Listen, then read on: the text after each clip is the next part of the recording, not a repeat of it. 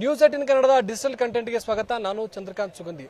ನಿರೀಕ್ಷೆಯಂತೆ ಬೆಳಗಾವಿ ಡಿಸಿಸಿ ಬ್ಯಾಂಕ್ನ ಅಧ್ಯಕ್ಷ ಉಪಾಧ್ಯಕ್ಷ ಚುನಾವಣೆ ಇವತ್ತು ನಡೆದಿದ್ದು, ಅಧ್ಯಕ್ಷರಾಗಿ ಮಾಜಿ ಸಂಸದ ಅಣ್ಣಾ ಸಾಬ್ ಜೊಲ್ಲೆ ಹಾಗೇನೆ ಉಪಾಧ್ಯಕ್ಷರಾಗಿ ಕಾಂಗ್ರೆಸ್ನ ಹಿರಿಯ ಶಾಸಕ ರಾಜು ಕಾಗೆ ಆಯ್ಕೆಯಾಗಿರ್ತಕ್ಕಂಥದ್ದು. ಕಾಂಗ್ರೆಸ್ ಮತ್ತು ಬಿಜೆಪಿ ನಡುವೆ 30 ತಿಂಗಳ ಅಧಿಕಾರ ಹಂಚಿಕೆ ಆಗಿದೆ ಅಂತೇಳಿ ಸಚಿವ ಸತೀಶ್ ಜಾರಕಿಹೊಳಿ ಘೋಷಣೆಯನ್ನ ಮಾಡಿದ್ದಾರೆ. ಕಳೆದ 6 ತಿಂಗಳಿಂದಲೂ ಕೂಡ ಬೆಳಗಾವಿ ಡಿಸಿಸಿ ಬ್ಯಾಂಕ್ ಚುನಾವಣೆ ದಿನಕ್ಕೊಂದು ಬಣ್ಣವನ್ನು ಪಡಿತಾ ಇತ್ತು. ದಿನಕ್ಕೆ ಹಲವು ತಿರುವುಗಳನ್ನ ಈ ಒಂದು ಚುನಾವಣೆ ಪಡೆದಿರ್ತಕ್ಕಂಥದ್ದು. ಬೆಳಗಾವಿ ಜಿಲ್ಲೆಯ ಬಹುತೇಕ ರಾಜಕಾರಣಿಗಳು ಈ ಒಂದು ಡಿಸಿಸಿ ಬ್ಯಾಂಕ್ ಎಲೆಕ್ಷನ್ ಅಲ್ಲಿ ತಮ್ಮನ್ನ ತಾವು ತೊಡಗಿಸಿಕೊಂಡಿದ್ರು. ಪ್ರಮುಖವಾಗಿ ಡಿಸಿಸಿ ಬ್ಯಾಂಕ್ ಸಾಕಷ್ಟು ಪ್ರತಿಷ್ಠೆಯ ಕಣವಾಗಿ ಈ ಬಾರಿ ಮಾರ್ಪಟ್ಟಿರ್ತಕ್ಕಂಥದ್ದು. ಡಿಸಿಸಿ ಬ್ಯಾಂಕ್ ನಲ್ಲಿ ಸುಮಾರು ಒಟ್ಟು 16 ನಿರ್ದೇಶಕ ಸ್ಥಾನಗಳ ಪೈಕಿ 13 ನಿರ್ದೇಶಕ ಸ್ಥಾನಗಳು ಜಾರಕಿಹೊಳಿ ಗುಂಪಿನಿಂದ ಆಯ್ಕೆಯಾಗಿರ್ತಕ್ಕಂಥದ್ದು. ಆ ಎಲ್ಲ ಸದಸ್ಯರು ಇವತ್ತು ಒಟ್ಟಾಗಿ ಬಂದು ಅಧ್ಯಕ್ಷ ಮತ್ತು ಉಪಾಧ್ಯಕ್ಷರನ್ನ ಆಯ್ಕೆ ಮಾಡುವಲ್ಲಿ ಸಕ್ಸಸ್ ಆಗಿದ್ದಾರೆ. ಜಾರಕಿಹೊಳಿ ಗುಂಪಿನಲ್ಲಿ ಭಿನ್ನಮತ ಇದೆ, ಅನೇಕರು ಆ ಗುಂಪಿನಿಂದ ಹೊರಗೆ ಬರ್ತಾರೆ ಅಂತಕ್ಕಂಥ ಅಪಪ್ರಚಾರಗಳ ನಡುವೆ ಒಗ್ಗಟ್ಟನ್ನ ಪ್ರದರ್ಶನ ಮಾಡಿರ್ತಕ್ಕಂಥದ್ದು. ಸಚಿವ ಸತೀಶ್ ಜಾರಕಿಹೊಳಿ ಹಾಗೇನೆ ಬಾಲಚಂದ್ರ ಜಾರಕಿಹೊಳಿ ನೇತೃತ್ವದಲ್ಲಿ ಇವತ್ತು ಸಂಕಮ್ ಹೋಟೆಲ್ ನಲ್ಲಿ ಒಂದು ಸಭೆ ನಡೆಯುತ್ತೆ. ಆ ಸಭೆಯಲ್ಲಿ ಎಲ್ಲರೂ ಕೂಡ ಪಾಲ್ಗೊಳ್ತಾರೆ. ತಟಸ್ಥ ಬಣದಲ್ಲಿ ಗುರುತಿಸಿಕೊಂಡಂತ ರಾಜು ಕಾಗೆ ಹಾಗೇನೆ ಗಣೇಶ್ ಹುಕ್ಕೇರಿ ಕೂಡ ಇವತ್ತು ಜಾರಕಿಹೊಳಿ ಟೀಮ್ ಅನ್ನ ಸೇರ್ಕೊಂಡಿದ್ರು. ಹೀಗಾಗಿ ಈ ಸಂಖ್ಯೆ 13ಕ್ಕೆ ಏರಿಕೆಯಾಗಿತ್ತು. ಎಂದಿನ ನಿರೀಕ್ಷೆಯಂತೆ ಎಲ್ಲರೂ ಕೂಡ ಒಂದು ಸಭೆಯನ್ನ ಮಾಡಿ ಮಾಜಿ ಸಂಸದ ಅಣ್ಣಾ ಸಾಬ್ ಜೊಲ್ಲೆಗೆ ಅಧ್ಯಕ್ಷರನ್ನಾಗಿ ಆಯ್ಕೆ ಮಾಡಿದ್ದಾರೆ ಮತ್ತು ರಾಜು ಕಾಗೆ ಅವರಿಗೆ ಉಪಾಧ್ಯಕ್ಷರನ್ನಾಗಿ ಆಯ್ಕೆ ಮಾಡಿರ್ತಕ್ಕಂಥದ್ದು. ಇದಕ್ಕೆ ಹಲವು ಕಾರಣಗಳನ್ನ ಜಾರಕಿಹೊಳಿ ಪ್ರದರ್ಶಿಸಿಕೊಡ್ತಾ ಇದ್ದಾರೆ. ಕಳೆದ ಬಾರಿ ಡಿಸಿಸಿ ಬ್ಯಾಂಕ್ ಅಧ್ಯಕ್ಷ ಉಪಾಧ್ಯಕ್ಷ ಚುನಾವಣೆಯಲ್ಲಿ ಸತೀಶ್ ಜಾರಕಿಹೊಳಿ ಅಪ್ಪ ಸಾಬ್ ಕುಲಗುಡಿ ಅವರನ್ನ ಆಯ್ಕೆ ಮಾಡಿದ್ರು. ಆ ಸಂದರ್ಭದಲ್ಲಿ ಕಾಂಗ್ರೆಸ್ನ 3 ಜನ ಬೆಂಬಲಿತರಿದ್ರು. ಇನ್ನುಳಿದವರೆಲ್ಲರೂ ಕೂಡ ಬಿಜೆಪಿ ಇದ್ರು.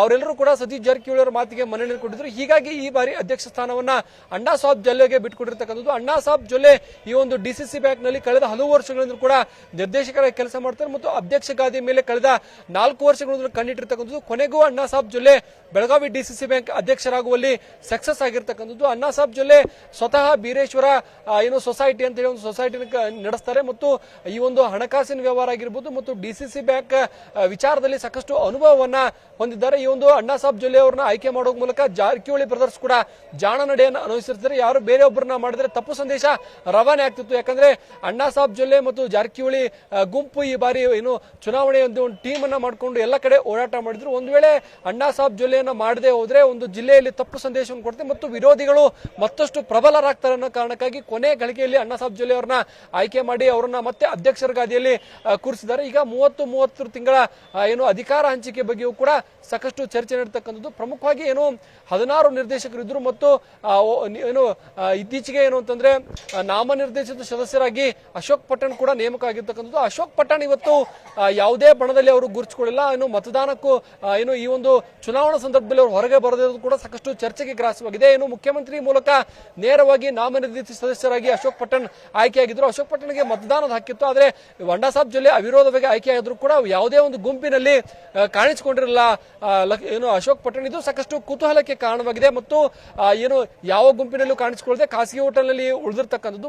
ಮತ್ತೊಂದು ಕಡೆ ಮಾಜಿ ಡಿಸಿಎಂ ಲಕ್ಷ್ಮಣ ಸವದಿ ಅವರ ಬೆಳಗಾವಿಯ ಸದಾಶಿವನಗರದಲ್ಲಿ ಇವತ್ತು ಮ್ಯಾರಥಾನ್ ಸಭೆಯನ್ನು ಮಾಡಲಾಗಿತ್ತು. ಲಕ್ಷ್ಮಣ ಸವದಿ ಅವರು ಅನೇಕ ನಿರ್ದೇಶಕರನ್ನು ಸೆಳಿತಾರೆ ಅಂತಕ್ಕಂಥ ನಿರೀಕ್ಷೆಗಳು ಸಂಪೂರ್ಣವಾಗಿ ಹುಸಿಯಾಗಿದೆ. ಲಕ್ಷ್ಮಣ ಸವದಿ ಆಗಿರ್ಬೋದು, ಮತ್ತೊಂದು ಕಡೆ ರಮೇಶ್ ಕತ್ತಿ ಹಾಗೇನೆ ಮಲ್ಲಣ್ಣ ಯಾದವಾಡ 3 ಜನ ಅವರ ನಿವಾಸದಲ್ಲಿ ಸಾಕಷ್ಟು ಕೆಲ ಹೊತ್ತುಗಳ ಕಾಲ ಸಭೆಯನ್ನ ಮಾಡಿದ್ರು. ಸಭೆಯ ಬಳಿಕ ಈ ಒಂದು ಅಣ್ಣಾ ಸಾಬ್ ಜೊಲ್ಲೆ ಅಧ್ಯಕ್ಷರಾಗ್ತಾರೆ ಮತ್ತು ಅವರು ಅವಿರೋಧ ಆಯ್ಕೆಯಾಗಿದ್ದ ಸಂದರ್ಭದಲ್ಲಿ ಅವರು ಯಾರು ಕೂಡ ನಾಮಪತ್ರ ಸರಿಲ್ಲ.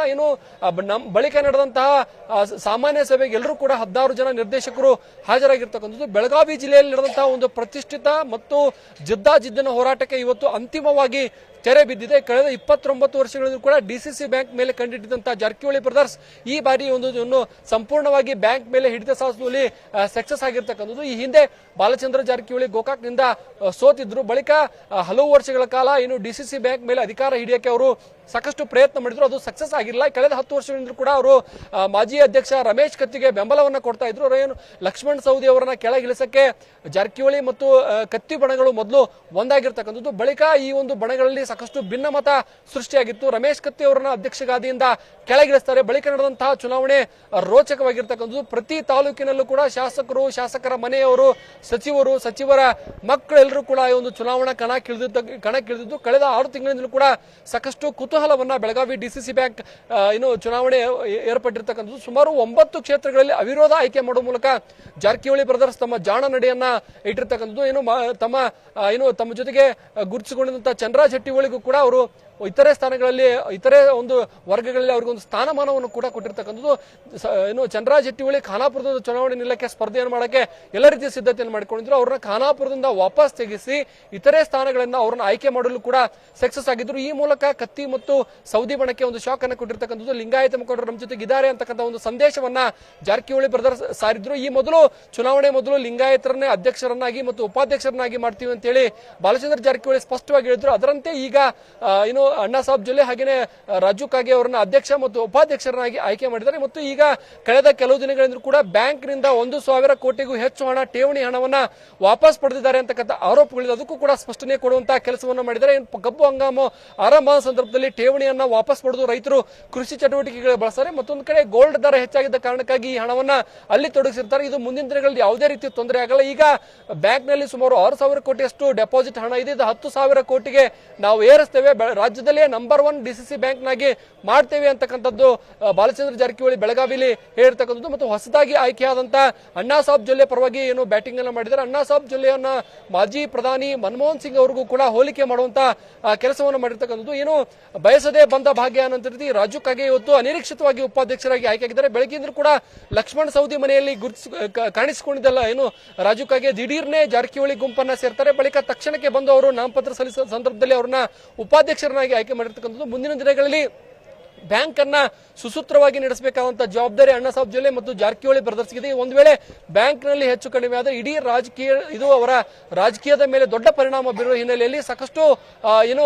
ಈ ಒಂದು ಬ್ಯಾಂಕ್ ಅನ್ನು ನಡೆಸೋದು ಚಾಲೆಂಜ್ ಆಗಿರ್ತಕ್ಕಂಥದ್ದು. ಈಗಾಗಲೇ ಅವರು ಕೂಡ ಬ್ಯಾಂಕ್ ಅನ್ನ ಸರಿಯಾಗಿ ನಡೆಸಿ ನಾವು ತೋರಿಸ್ತೇವೆ ಅಂತಕ್ಕಂಥ ಏನು ಸವಾಲನ್ನು ಕೂಡ ಸ್ವೀಕಾರ ಮಾಡಿರ್ತಕ್ಕಂಥದ್ದು.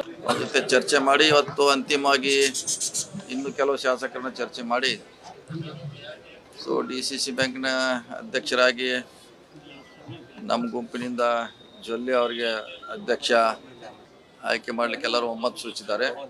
ಉಪಾಧ್ಯಕ್ಷರಾಗಿ ರಾಜು ಕಾಗೆ ಅವರು ಕಾಗೋಡು MLA ಅವರು ಸೂಚನೆ ಮಾಡಿದ್ದಾರೆ. ಹೀಗಾಗಿ ಅವರೆಲ್ಲ ಅಭಿಪ್ರಾಯ ಪಡೆದು ಅವ್ರನ್ನ ಅಧ್ಯಕ್ಷ ಉಪಾಧ್ಯಕ್ಷ ಹಾಗೆ ಮಾಡಲಿಕ್ಕೆ ನಾವು ಸೂಚನೆ ಕೊಟ್ಟಿದ್ದೇವೆ. ಈಗ ನಾಮನಿರ್ದೇಶನ ಮಾಡ್ತಾರೆ. ಮತ್ತು ಇದು 30 ತಿಂಗಳ ಅರ್ಧ ಹಾಫ್ 30 ತಿಂಗಳಿಗೆ ಇವತ್ತಿನ ಇಬ್ಬರು ಇರ್ತಾರೆ. ಇನ್ನು 30 ತಿಂಗಳಿಗೆ ಬೇರೆ ಅವ್ರು ಬರ್ತಾರೆ. ಅಂದರೆ ಈಗ BJPಯಿಂದ ಅಧ್ಯಕ್ಷರು ಉಪಾಧ್ಯಕ್ಷ ಕಾಂಗ್ರೆಸ್ ಇದೆ. ಮುಂದಿನ ಸಾರಿ ಕಾಂಗ್ರೆಸ್ನವರು ಅಧ್ಯಕ್ಷರು ಉಪಾಧ್ಯಕ್ಷರು BJP ಅವರು. ಇವತ್ತು ಜಿಲ್ಲಾ ಉಸ್ತುವಾರಿ ಮಂತ್ರಿ ಅವರ ಅಂದರೆ ಆದೇಶ ಮೇರೆಗೆ ಅವ್ರ ಜೊತೆ ಚರ್ಚೆ ಮಾಡಿ ಎಲ್ಲ ನಮ್ಮ ಆಡಳಿತ ಮಂಡಳಿ 13 ಜನ ಸದಸ್ಯರನ್ನ ಜೊತೆ ಚರ್ಚೆ ಮಾಡಿ ಇವತ್ತು ತಮಗೂ ಅವರಿಗೆ ಪ್ರೆಸ್ ಕಾನ್ಫರೆನ್ಸ್ ಹೇಳಿದ್ದಾರೆ. ಅಂದರೆ ಅಧ್ಯಕ್ಷ ಸ್ಥಾನಕ್ಕೆ ಸನ್ಮಾನ್ಯ ಅಣ್ಣಾ ಸಾಹೇಬ್ ಜೊಲ್ಲೆ ಅವರು, ಉಪಾಧ್ಯಕ್ಷ ಸ್ಥಾನಕ್ಕೆ ಕಾಗವಾಡ ಶಾಸಕರ ಮಾನ್ಯ ರಾಜು ಕಾಗೆ ಅವ್ರನ್ನ ನಾಮಿನೇಷನ್ ಮಾಡಿದ್ವಿ. 2 ನಾಮಿನೇಷನ್ ಬಂದವ್ರಿ. ಅಂದರೆ 2 ಅವಿರೋಧ ಆಯ್ಕೆ ಆದಂಗೆ ಅಂತ ಹೇಳಿ ಅಂದರು. 3 ಗಂಟೆಗೆ ಅದ್ರದ್ದೊಂದು ಮೀಟಿಂಗ್ ಆಗ್ತೈತಿ. DCC ಬ್ಯಾಂಕ್ ನಮ್ಮದ ಗುಂಪಿನ ಅಂದ್ರೆ ನಾವು ಜೊಲ್ಲೆ ಅವ್ರು ಕೂಡ ಏನೊಂದು ಪ್ಯಾನಲ್ ಮಾಡಿದ್ದೀವಿ. ಆ ಗುಂಪಿಗೆ ಬಹುಮತ ಬರ್ತೈತಿ. ಅಧ್ಯಕ್ಷ ಉಪಾಧ್ಯಕ್ಷ ನಮ್ಮವ್ರು ಆಗ್ತಾರೆ ಮೊದಲು ಹೇಳಿದ್ದು. ಅದೇ ಪ್ರಕಾರ ನಾವು ಅವಾಗ ಒಂದು ಮಾತು ಕೊಟ್ಟಿದ್ದು, ಅಧ್ಯಕ್ಷ ಸ್ಥಾನ ಉಪಾಧ್ಯಕ್ಷ ಸ್ಥಾನ 2 ನಾವು ಲಿಂಗಾಯತ ಸಮುದಾಯಕ್ಕೆ ಕೊಡ್ತೀವಿ ಅಂದಿದ್ದು. ಅದರ ಪ್ರಕಾರ ನಮ್ಮ ಪ್ರಾಮಿಸ್ ನಾವು ಫುಲ್ಫಿಲ್ ಮಾಡಿದ್ದೀವಿ. ಲಕ್ಷ್ಮಣ್ ಸವದಿ ಮತ್ತು ಕತ್ತಿ ಬಣಕ್ಕೆ ಸಾಕಷ್ಟು ಇವತ್ತು ಹಿನ್ನಡೆ ಆಗಿದೆ ಅಂತ ಹೇಳ್ಬೋದು. ಆದರೂ ಕೂಡ ನಾವು ಅನ್ಕೊಂಡವರೇ ಉಪಾಧ್ಯಕ್ಷರಾಗಿದ್ದಾರೆ ಅನ್ನೋದು ಕೂಡ ಲಕ್ಷ್ಮಣ್ ಸವದಿ ಅವರು ಹೇಳಿದ್ದಾರೆ. ಸ್ವಾಭಾವಿಕ ಸಹಕಾರಿ ಕ್ಷೇತ್ರದಲ್ಲಿ ಇವತ್ತು ದಿವಸ ಅಧ್ಯಕ್ಷರು ಉಪಾಧ್ಯಕ್ಷ ಆಯ್ಕೆ ಆಗುವ ಮುಖಾಂತರ ಪಕ್ಷಾತೀತವಾಗಿ ಜಾತ್ಯತೀತವಾಗಿ ಜಿಲ್ಲೆಯ ಎಲ್ಲ ಹಿರಿಯರು ಮತ್ತು ಎಲ್ಲ ಶಾಸಕರು ಮಾರ್ಗದರ್ಶಕರನ್ನ ಜೊತೆಗೆ ಚರ್ಚೆ ಮಾಡೋದ್ರ ಮುಖಾಂತರ ಅಧ್ಯಕ್ಷರು ಉಪಾಧ್ಯಕ್ಷರ ಆಯ್ಕೆಯಾಗಿದೆ. ಇವತ್ತು ಯಾರು ಚುನಾವಣೆ ಗೆದ್ದಿಲ್ಲ, ಯಾರು ಸೋತಿಲ್ಲ. ಸಹಕಾರಿ ಕ್ಷೇತ್ರ ಇವತ್ತು ಗೆದ್ದಿದೆ ಅನ್ನೋ ಮಾತನ್ನು ಹೇಳಲಿಕ್ಕೆ ಇಚ್ಛೆ ಮಾಡ್ತೀನಿ. ಇಲ್ಲಿ ಸೋಲು ಗೆಲುವಿನ ಪ್ರಶ್ನೆ ಈ ಚುನಾವಣೆಯಲ್ಲಿ ಬರಲ್ಲ. ಇಲ್ಲಿ ಅಭ್ಯರ್ಥಿಗಳನ್ನು ಹಾಕಿ ಮತಗಳು ಹಾಕಿ ಆಯ್ಕೆಯಾಗಿ ಮಾಡಿದರೆ ಅದು ಆ ಪ್ರಶ್ನೆ ಉದ್ಭವ ಆಗ್ತಿತ್ತು. ಇಲ್ಲಿ ಸರ್ವಾನುಮತದ ಆಯ್ಕೆಯಾಗಿದೆ. ಇಲ್ಲಿ ಸೋಲೋದೂ ಇಲ್ಲ, ಗೆಲ್ಲೋದೂ ಇಲ್ಲ. ಸಂದರ್ಭಗಳು ಬಂದಂಥ ಸಂದರ್ಭದಲ್ಲಿ ಹೇಳುವಂಥ ಪ್ರಯತ್ನ ಮಾಡ್ತೀನಿ. ಬಟ್ ಯಾವಾಗಲೂ ನನ್ನ ಹತ್ರ ಒಂದು ಚೋಪಡಿ ಇರುತ್ತೆ. ಆ ಚೋಪಡಿಯಲ್ಲಿ ಏನೇನು ಬರ್ದಿರ್ತಾನೆ ಅದು ಹಾಕೋತ್ ಬಂದಿದೆ, ಮುಂದೆ ಹಾಕೋತ್ ಹೋಗ್ತಿರ್ತಾರೆ. ಗಣೇಶ್ ಹುಕ್ಕೇರಿ ಅವರು ಆಸಕ್ತಿ ತೋರಿಸಲಿಲ್ಲ. ಅವರು ಹಿರಿಯರಿದ್ದಾರೆ, ಕೆಲವೊಬ್ಬರು ಮಾಡ್ರಿ, ನಾವೆಲ್ಲ ಕೂಡಿ ಕೆಲಸ ಮಾಡೋಣ, ಒಬ್ರಿಗೊಬ್ಬರು ಸಹಕಾರ ಕೊಡೋಣ. ಅಧಿಕಾರ ದೊಡ್ಡದಲ್ಲ, ಪ್ರೀತಿ ವಿಶ್ವಾಸ ದೊಡ್ಡದು, ನಾವೆಲ್ಲರೂ ಒಟ್ಟಿಗೆ ಹೋಗೋಣ ಅನ್ನತಕ್ಕಂಥ ಭಾವನೆಯನ್ನು ವ್ಯಕ್ತಪಡಿಸಿದೆ. ಈಗ ಅಣ್ಣಾ ಸಾಹೇಬ್ ಜೊಲ್ಲೆ ಪಾಕಿಸ್ತಾನದವ ಅಥವಾ ನಮ್ಮವ? ಆಮೇಲೆ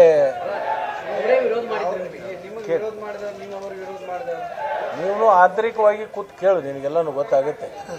ರಾಜು ಕಾಗೆ ಅವ್ರು ಯಾರಿದ್ರು ಜೋಡೆತ್ತುಗಳತ್ತು ಇದ್ದೇವಲ್ಲ, ಈಗ ನಾನೇ ಕಳಿಸ್ಕೊಟ್ಟಿದ್ದು, ಅವ್ರು ಬಂದು ಈಗ ಉಪಾಧ್ಯಕ್ಷರಾಗ್ಯಾರು. ಇನ್ನೇನು ಬೇಕು? ರಾಜಕಾರಣದಲ್ಲಿ ಕೋಆಪರೇಟಿವ್ ಸೆಕ್ಟರ್ದಲ್ಲಿ ಹೊಂದಾಣಿಕೆ ಮಾಡ್ಕೊಳ್ಳಾರ್ದೆ ನಡೆದೇ ಇಲ್ಲ.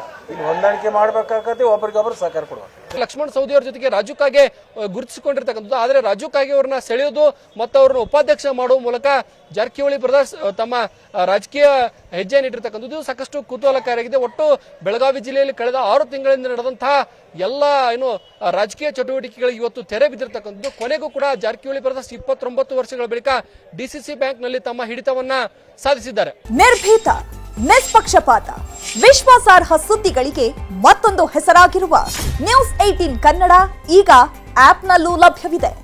ದಯವಿಟ್ಟು ಇಲ್ಲಿರುವ QR ಕೋಡ್ ಸ್ಕ್ಯಾನ್ ಮಾಡಿಕೊಂಡು ಆಪ್ ಡೌನ್ಲೋಡ್ ಮಾಡೋದಕ್ಕೆ ಮರಿಬೇಡಿ. ನಿಮ್ಮ ಬೆಂಬಲ ಹೀಗೆ ಸದಾ ನಮ್ಮೊಂದಿಗಿರಲಿ. ಧನ್ಯವಾದ.